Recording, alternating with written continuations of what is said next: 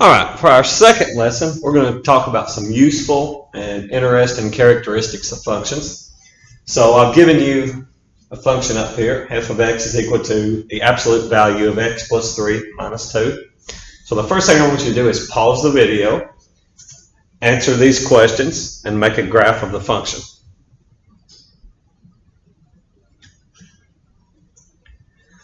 All right, so hopefully you were successful in doing that. Let's answer these really quickly.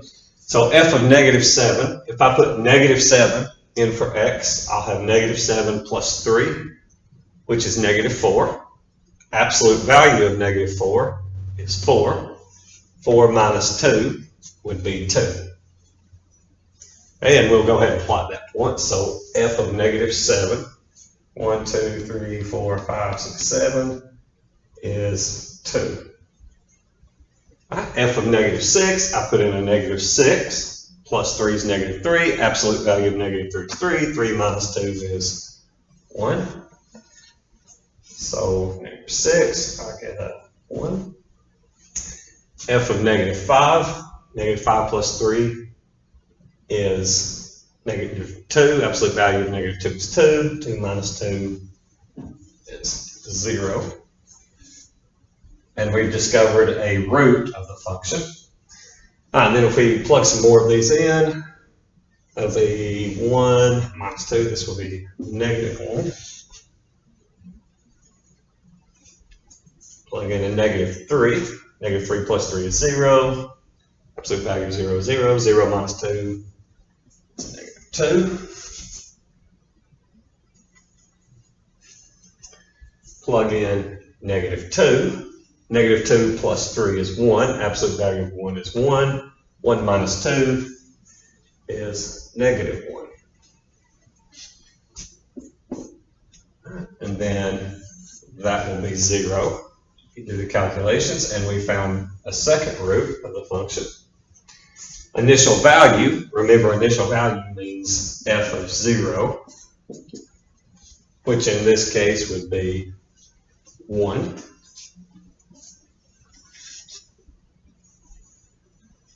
F of 1, if we do that, it's 4, minus 2, that's 2.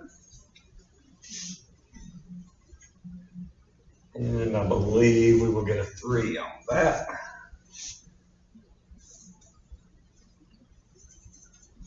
All right, and then of course we could plug in the infinite number of numbers on the real number line here, and we would get all the points in between, so we can connect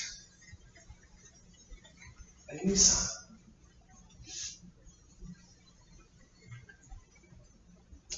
So you should have gotten a graph that looked like that. All right, now we're going to talk about some interesting characteristics of this function. So first one we've already mentioned are the roots. Okay, so this function has roots at x equals negative 1, negative 2, negative 3, negative 4, negative 5. And x equals negative 1. So it has 2 roots. We want to know when this function is increasing. Excuse me, I'm going to do something else first. We want to talk about when the function is positive. We'll get to increase in there. I jumped ahead of myself. All right, so what do we mean by when is the function positive? It's really simple. We mean when is f of x a positive number. So for what values of x can you plug in and the function spit out a positive number? So when we plug in these values, the functions,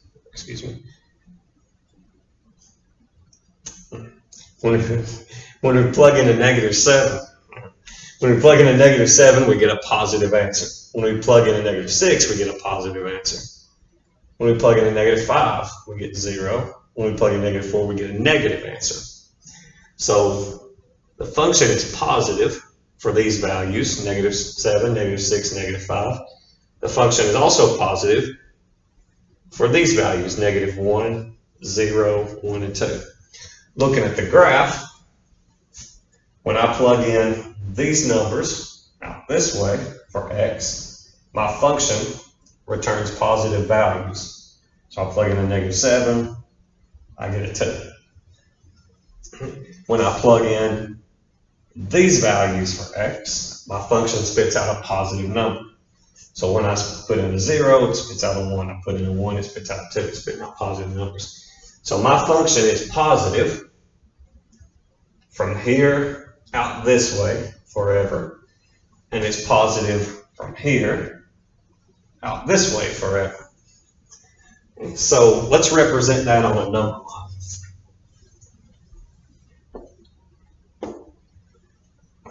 And this number line represents the x values that we're plugging into the function.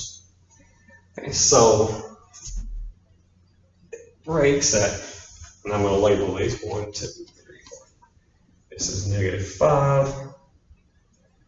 That's negative 1. All right. So I'm going to label over here negative 5, negative 1. All right, so these are the x values that I'm plugging in. I want to know what x values will cause the function to spit out a positive answer.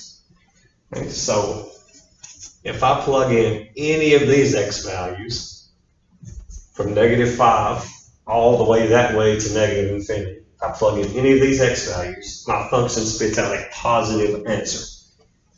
My function is above the x-axis.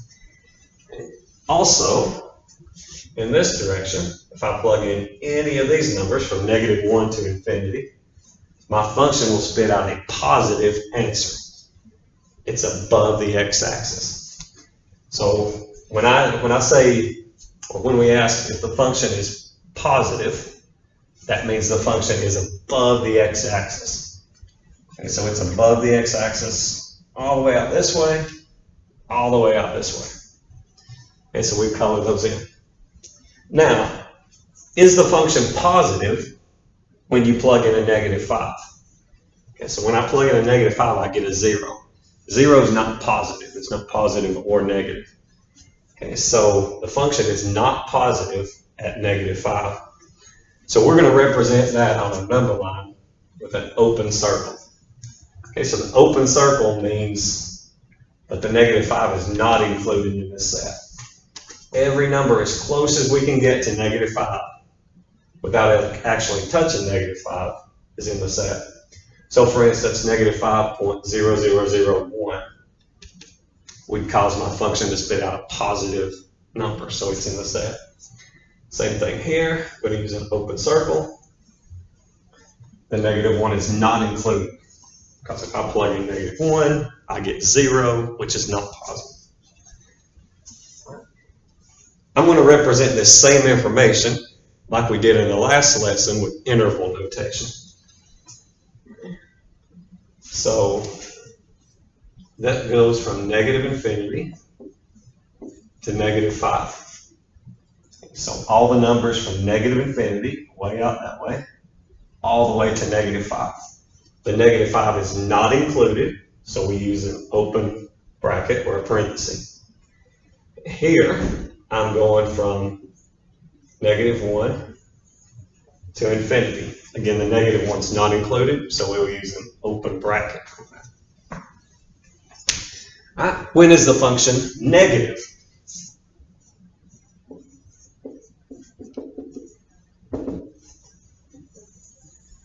Again, let's draw us a number line. These are the x values. So I'm wanting to know the x values that will cause the function to spit out a negative answer. Okay, so clearly, that would be in this interval where my function is below the x-axis. So if I plug in a negative 4, I get a negative answer. If I plug in a negative 3, I get a negative answer. A negative 2, get a negative answer. All the numbers in between there, if I plug those in, I get a negative answer. So, from negative 5 to negative 1, if I plug in any number in between those, my function spits out a negative answer. but not at -5 and not for -1. Okay, so we use open circles there. Okay, so again, if I plug in any number between -5 and -1, f of x will be negative. So we say that the function is negative on this interval. If I plug in any number in this interval or this interval, my function, or f of x, spits out a positive number, and we say the function is positive on that interval. Okay. Let's talk about the minimum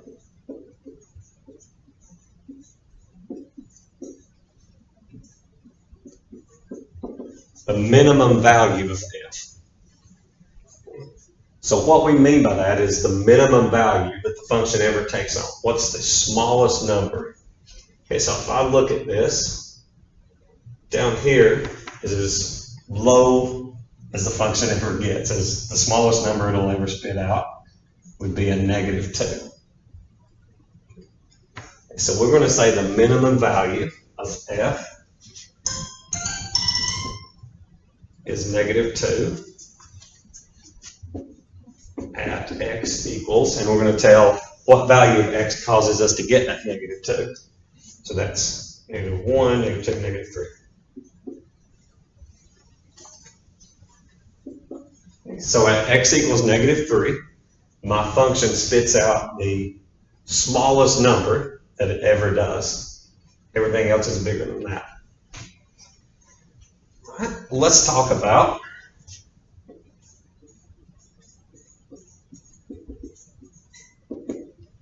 when the function is increasing. Okay, so increasing means that the function is going uphill. Okay, so imagine if a little person here, he was walking along. This person is always going to walk from left to right along the function.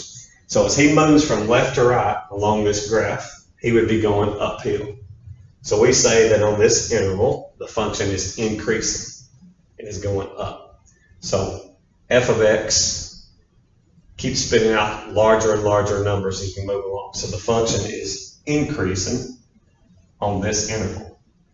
Our little guy here is walking uphill from left to right. Just a reminder, CTE teachers, you will be meeting with Amanda Sharp in room 324 at 12 o'clock today. Thank you. All right, so the function is increasing on this interval. It starts here at -3 and continues on to infinity. All this. At x equals 3, so right here, the function is not increasing or decreasing. He's kind of caught in a little valley down there. He's not going uphill or downhill right at that point. So we're not going to include the -3.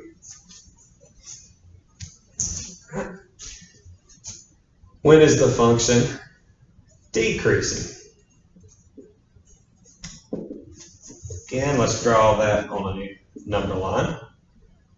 And remember, these are the x values on this number line. Okay, where's the function decreasing? So as our little guy walks from left to right, when is he going downhill? Okay, so he's going downhill all the way up through here until he gets to -3. So on this whole interval, from -infinity to -3, the function is decreasing. 3, and again, that's not going to be included.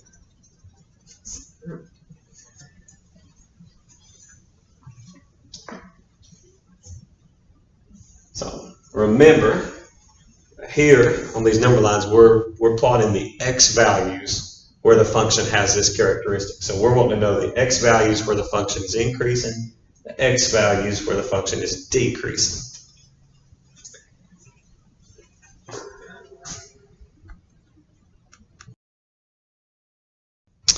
All right, so here is our next example. So we have a function here. We're not going to worry about an equation for it. It's just just got the graph of a function. And then several questions we're going to talk about. All right, so our first question up here, for what values of x does f have roots? So I want to know the x values where the function has roots or zeros. Okay, so we better label these. Let's call this A, B, this point C, D, E, and I used F for the function, so let's call this something else. Let's call it G. All right, so A, B, C, D, E, and G. I don't want to use numbers because I don't know. Last call for Snow Cone Eddie. He will be leaving in 5 minutes. All right, I just want to use letters so I don't have to make up numbers to put in there. Don't be confused by that. All right, so I want to know for what values of x does f have roots? Okay, so this is a root.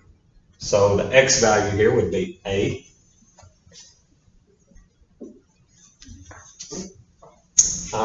We also have a root at D. And then we have a third root over here at G.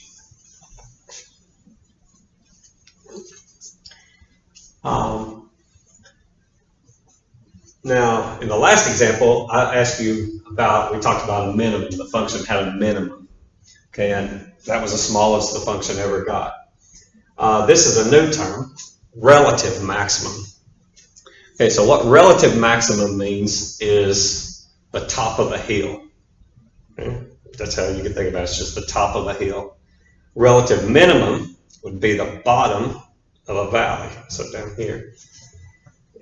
It's not necessarily as big as the function ever gets or as small as the function ever gets. It's just the peak of a hill or the bottom of the valley. So if we look at this graph, this point would be a relative maximum. It's at the top of a hill. Okay, so when x is equal to b, we have a relative maximum. Relative minimum, the bottom of a valley. So we find here the lowest point in a valley. So that occurs when x is equal to e. Over here, we have the absolute maximum. So absolute maximum means the biggest value that the function ever takes on, as big as it ever gets. So this is not an absolute maximum because out here, the function gets even bigger. In fact, this arrow indicates that it goes on forever up that way, so the function keeps getting bigger and bigger and bigger forever, so it never reaches an absolute maximum. It never gets there. It just keeps getting bigger and bigger forever. So this function has no absolute maximum. Absolute minimum means the smallest value that the function ever takes on. In our last example, that function had an absolute minimum. It had we could find the smallest number that the function ever took on. On this one, this arrow indicates it keeps going downhill forever, so it keeps getting smaller and smaller and smaller. So there's no way to find an absolute minimum. It just keeps getting smaller and smaller and smaller forever. So there is no absolute minimum.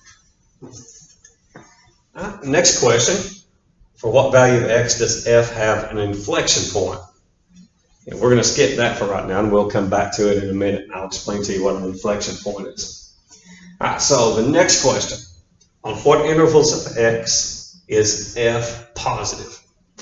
And make sure we understand the question. On what intervals of x? Okay, so I'm wanting the x values where the function is positive. Let's put those x values on a number line. So when is our function positive?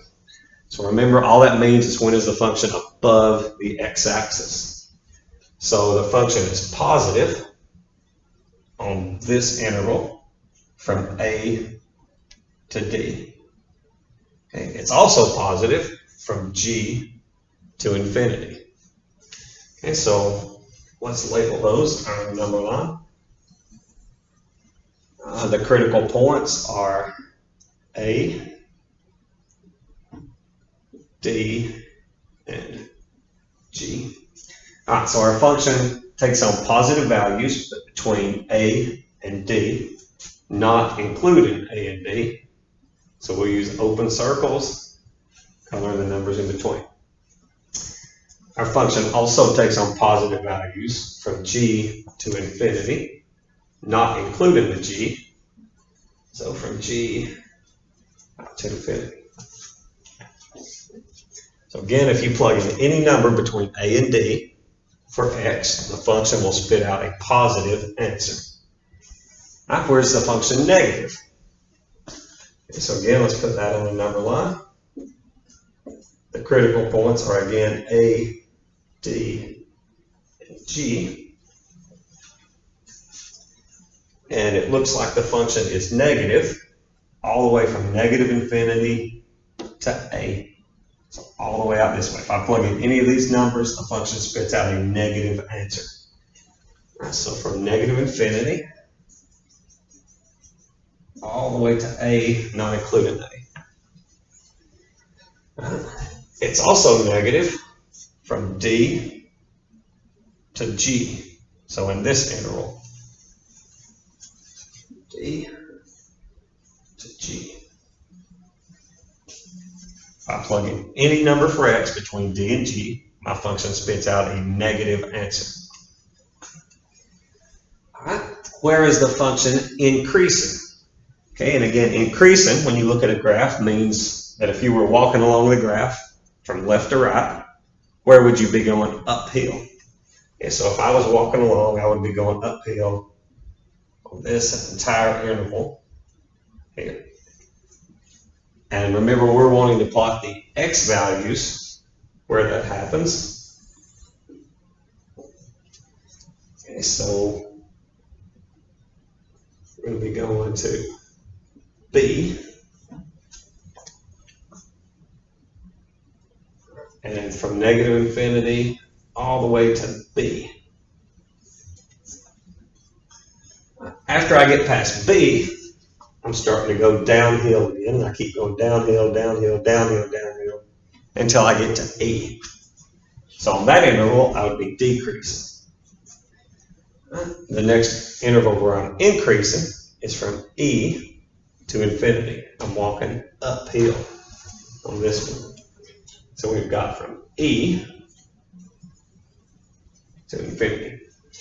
And again, the B and the E are not included because when I'm at B, I'm not going uphill or downhill. I'm sitting at the top of the hill, kind of flat right there. At E, I'm not going uphill or downhill. I'm sitting at the bottom of the valley and I'm flat.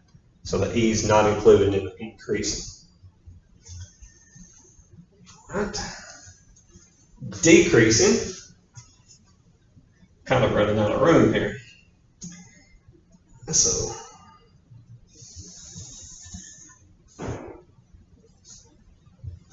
where am I decreasing? So again, we just mentioned that. I'm walking downhill from B to E. Not including the B and the E.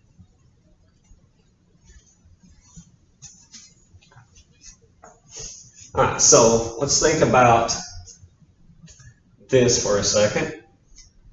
What separated the intervals where the function was positive from where they were negative? A, D, and G. Notice that that was the roots, and that makes sense, right? If you're going to go from being negative to positive, if your function switches from being negative to positive, there needs to be a root there where it goes across the x-axis. Okay. So what separates the intervals where the function is increasing and decreasing? Well, that happens at B and E, and notice those are relative maxes and relative minimums. Okay. That makes sense. If I'm going uphill and then I start to go back downhill, there must have been a top of a hill up there. If I'm going downhill and then I start to go back uphill, there must have been a bottom of the valley down there. All right. So now something new. We're going to talk about concavity. Okay. So this word concave up and concave down, all that means, and you've probably seen this with parabolas before, if you have a parabola that opens up like this, then we say that it's concave up. If it opens down like this, we say it's concave down. Okay, so let's look at our graph. Where does the function open downward? This. Well, it opens downward on this interval. And notice right here at this point, at C, something special happens. It switches from opening downward to opening upward. So our function is concave down on this interval from negative infinity to C. Okay, so let's go ahead and graph that. I'm going to erase these to give us some more room.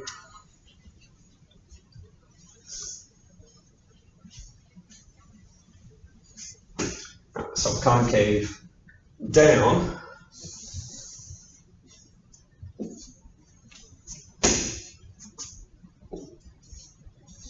from negative infinity to C.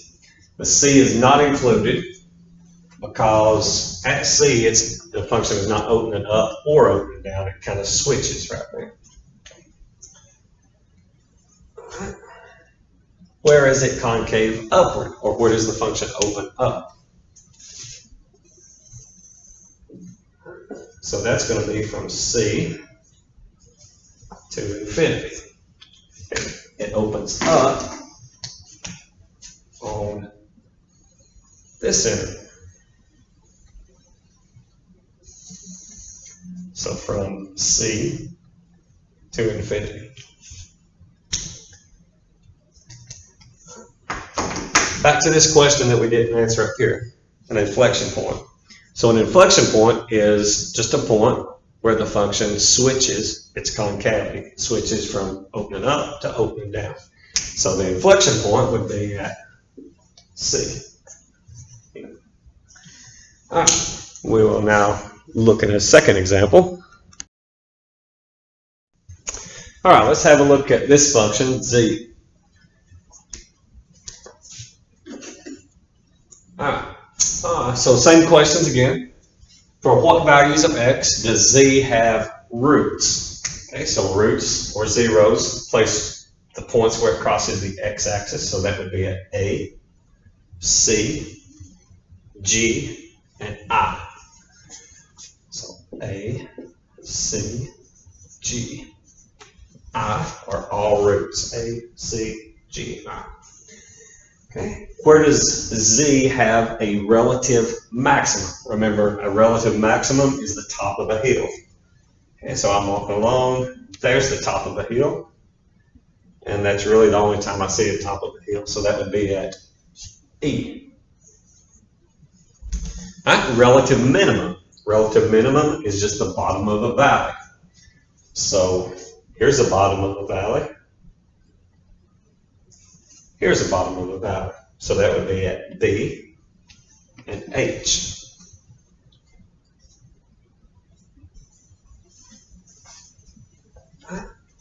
Absolute maximum. So remember, an absolute maximum is the biggest value the function ever takes on, the biggest number that it ever spits out.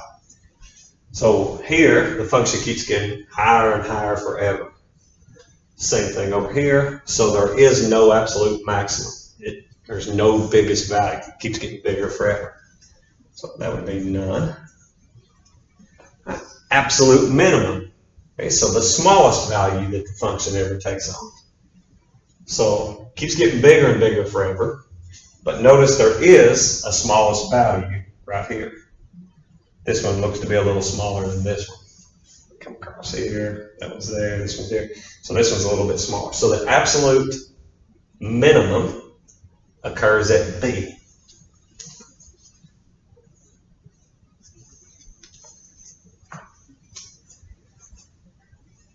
inflection points. So remember, inflection points are points where the graph switches concavity. So where it goes from opening up to opening down. So I see it opening up, opening up, opening up. Right here at this point, something special happens. It switches from opening up to opening down. It's kind of a subtle little thing to see it switching, how it's opening. You'll learn a lot more about that in calculus. So that occurs at D. So D is an inflection point. So start here at D, the graph is opening down, down, down, down, down, until right here at F. You can see at F, this subtle little switch where it goes from opening down to its opening back up. So there's another inflection point at F. All right, on what intervals of X, so we're going to graph the X values, is Z positive? So when is the function above the X-axis? So it looks like here, here, and then this one. All right, so it's positive from negative infinity to A. All of this, I'm going to open circle on A. It's also positive from C to G. So from C to G, function is positive. And it's also positive from I to infinity. So I to infinity. Notice that these critical points, A, C, G, and I, are the same roots that we just had, A, C, G, and I, and that makes a lot of sense. On what intervals of X is Z negative? Okay, so I'll look at my graph. Where is it below the X-axis? It looks like between A and C.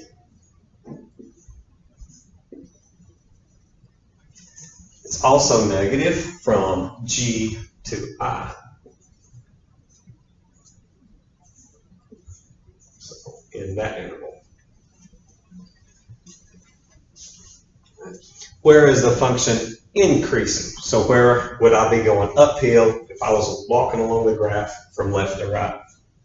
So I'm going down, I'm going down, I'm going down. Right here, I start to go back up again, up, up, up, up, up. And as I'm going along, I keep getting steeper and steeper and steeper and steeper until right here at this inflection point, I'm still going up, but notice that my path is getting less and less steep. So an inflection point is a point where even though you're still going up, it switches from getting steeper and steeper to getting less steep and less steep. So again, I'm going uphill through this whole interval. But right here, I'm getting steeper and steeper and steeper until this inflection point, and then I start getting less and less and less and less steep. But when is the function increasing? That would be from B to E. So we got from B to E, increasing. Now I'm going downhill, downhill, downhill until I get to here, and then I start going uphill again. So from H to infinity.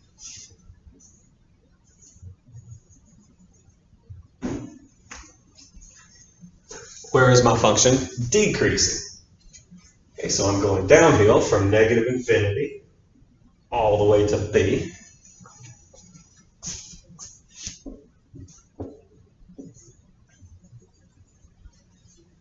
And then I'm going uphill again until I get to E. I'm going downhill from E all the way to H.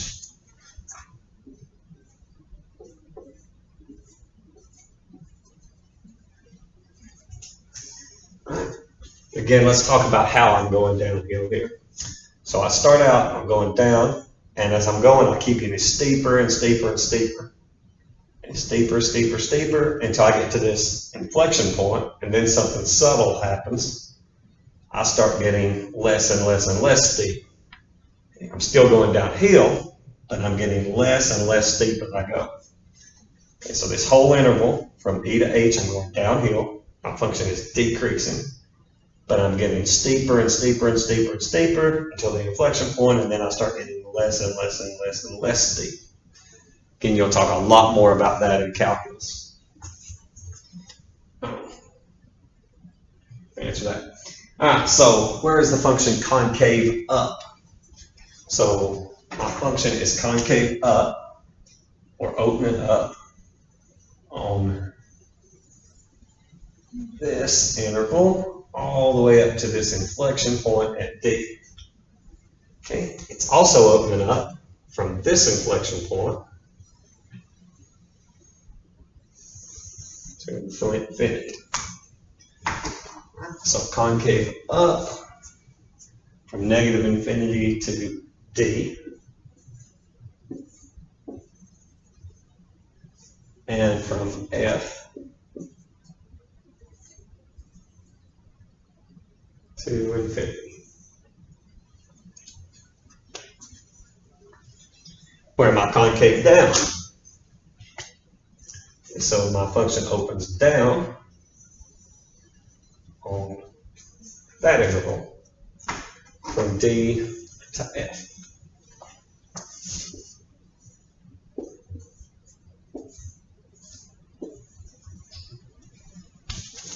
All right. So notice that on the increasing and decreasing, my critical points were B, E, and H. Notice B, E, and H were my relative maxes and relative minimums, and that makes sense. You can switch from increasing to decreasing, the top of a hill or the bottom of a valley. Notice that my critical points for concavity are D and F, and those are the inflection points, which makes sense. All right, let's take a look at another example now. All right, I got another really cool example for you here. We've got function g. Remember from our last lesson, you learned that these dotted lines were asymptotes. So this means that this graph keeps getting closer and closer and closer to that asymptote, but never touches it. This graph keeps getting closer and closer and closer to the asymptote, but never touches it. Keeps getting closer and closer, never touches it. Closer and closer, but never touches it. All right, so for what values of x does g have a root or a zero of the function? Well, that occurs when x is 4. Where does the function have a relative maximum? So remember, a relative maximum is the top of a hill. Can you find any top of a hill here? So clearly there's not one there. What about here? Is there ever a top to this hill? So remember, this graph keeps getting closer and closer and closer to this dotted line. So it keeps going uphill forever and ever and ever. It never gets to the dotted line, but it keeps getting closer and closer. So it keeps getting bigger and bigger and bigger and bigger. So is there ever a top to that hill? No. You never get to the top of it. You keep getting closer to the top of the hill, but you never get there. So there is no relative maximum. What about relative minimum? Same problem out here. The function keeps getting smaller and smaller and smaller, but it never gets to this asymptote, and it never quite gets to the bottom of the hill. It just keeps getting flatter and flatter out this way forever, but it never gets completely flat. It never reaches the bottom. So there is no relative minimum. What about an absolute maximum? So an absolute maximum is as big as the function ever gets. Well, it keeps getting bigger and bigger forever, so there's no absolute maximum. Absolute minimum. Well, the function keeps spitting out smaller and smaller numbers forever down this way, so there is no absolute minimum.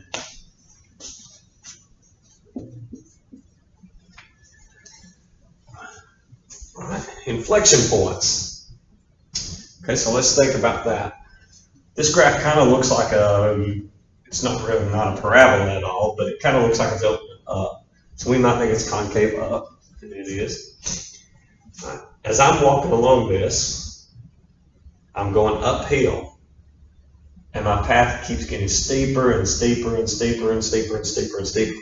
Remember in our last example, an inflection point happened when we were getting steeper and steeper and steeper, but then we started getting less and less and less steep. We were going up the whole time, steeper, steeper, steeper, steeper, but then we started getting less and less and less steep. The inflection point occurred where that switch happened. Here, there's no such switch. All that happens is I keep getting steeper and steeper and steeper and steeper and steeper forever. I never start getting less and less steep. So this guy doesn't have any inflection point here. Same problem over here. I'm getting less and less and less and less and less steep forever. There's no switch in here. So there is no inflection point. All right. On what intervals of x is g positive? Okay, so where is it above the x-axis? Look around here, that's pretty easy. It's positive. So it's positive all this time from negative infinity all the way to 3. Then this little chunk, it's negative, and then from 4 to infinity, it's positive again. So let's graph that x interval. So from negative infinity to 3, it's positive, and from 4 to infinity, the graph is positive. Where is the graph negative? So it's negative between 3 and 4.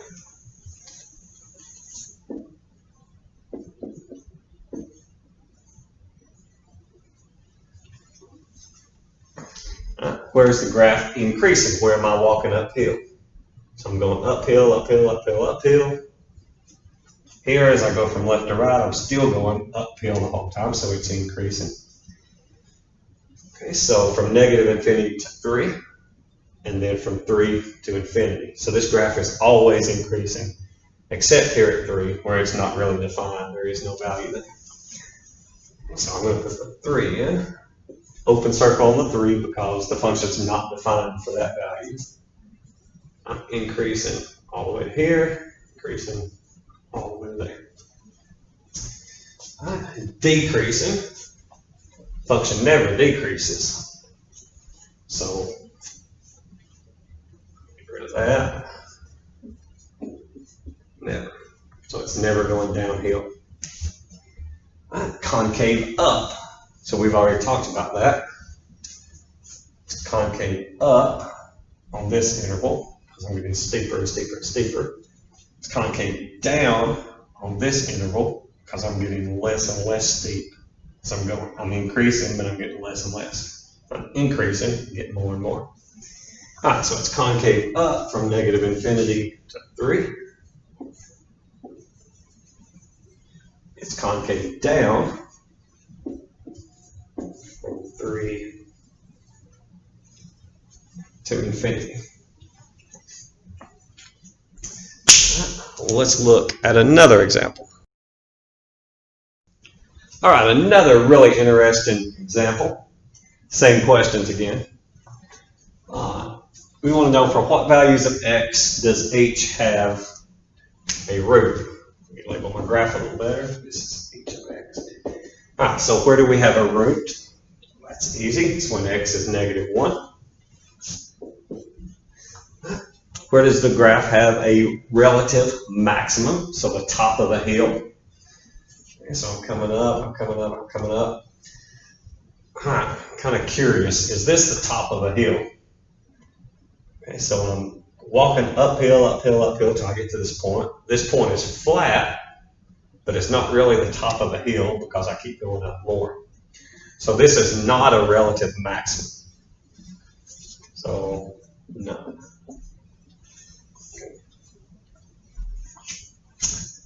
What about a relative minimum, bottom of a valley? So is there a bottom to a valley anywhere? No, same problem here. This From this side, it looks like it could be the bottom of the valley, but then it just keeps getting lower. So there's really no relative minimum there. This is sometimes actually called a saddle point. It's not the bottom of a valley or the top of a hill. All right, absolute maximum. Is there any largest value to this function? No, because it keeps on going up forever. Absolute minimum keeps on going down forever, so there's no absolute minimum to this. An inflection point, so a point where it switches concavity. Okay, so I'm going uphill. I'm getting less and less steep as I walk along here. So I'm going up, but I'm getting less and less and less steep until I get to this point. Then I switch to getting more and more steep. So less and less steep, more and more steep. I made a switch, so that's an inflection point. You can kind of look at it that this is opening down. It looks like half of a parabola is opening down. It's not really a parabola, but it looks like one. Here, this looks like a parabola that's opening up. So that's an inflection point. 3. All right, on what intervals of x is h positive? So it's positive from, we're above the x-axis, from -1 to infinity. So from -1 to infinity, we'll use interval notation. Where is it negative? That would be from -infinity to -1. It's below the x-axis. All right, where's the function increasing? So if I'm walking from left to right, where would I be going? Uphill? I'm always going uphill the whole time. So from -infinity to infinity. All right, where am I decreasing? Well, I'm never going downhill, so never. All right, where am I concave up? We've already discussed that. From 3 to infinity.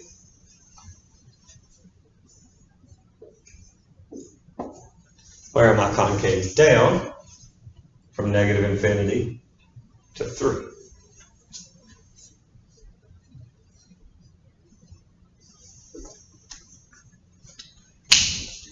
All right.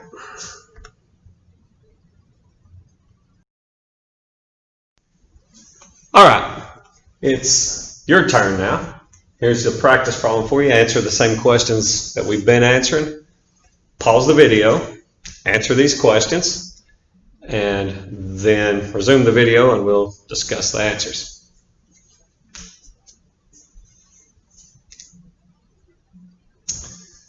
All right, hopefully you were successful with that. Let's have a look. All right, so where does the function have a root? So we got a root at -4 and 9, the points where it crosses the x-axis. So -4, 9. All right, where do we have a relative maximum? The top of the hill.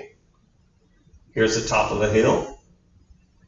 This is not really the top of the hill. It's flat, but it's not the top of the hill. All right, so we have a relative maximum at 2, when x is 2.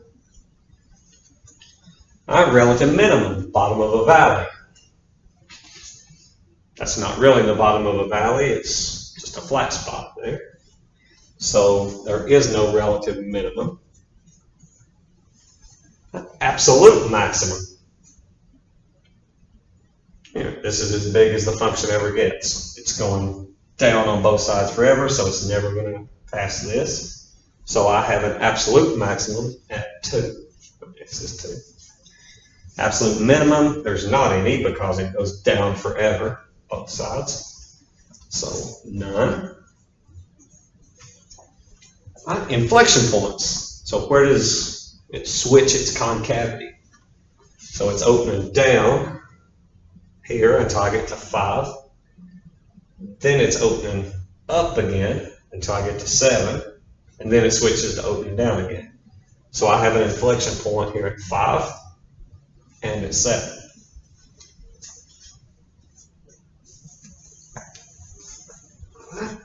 where's the function positive? Where is it above the x-axis? So that would be from -4 to 9. So from -4 to 9, not including those. Now, where is the function negative? So it's negative from -infinity to 4, and from 9 to infinity.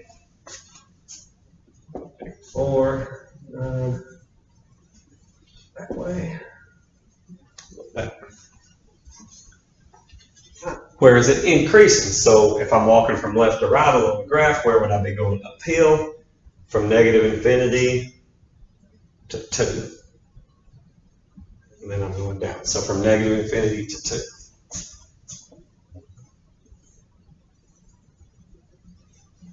Where am I decreasing? Walking downhill from 2 to infinity.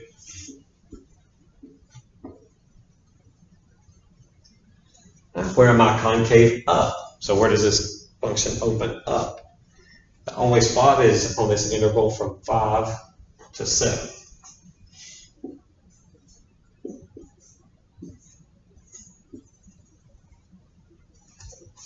Where am I concave down? -infinity to 5, and then from 7 to infinity.